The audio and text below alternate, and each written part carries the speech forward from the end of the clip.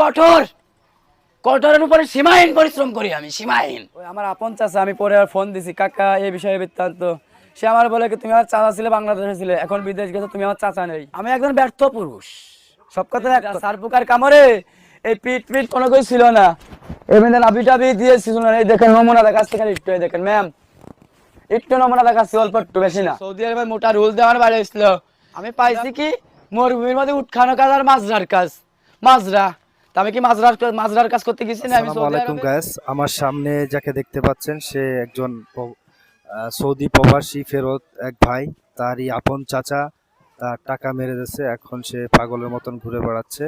তো তার মুখ থেকে শুনবো ওইখানে কি ভিসা নিয়ে গেছিল আর কি কাজ দিছিল, তার মুখ থেকে শুনবো বাকি বিস্তারিত ঘটনা। আসসালামু আলাইকুম গাইস। চাচা লাল শিকদার আমার কাছে 7 লক্ষ টাকা নিয়ে সৌদি আরব পাঠানোর কথা বলে আমার বিক্রি করছে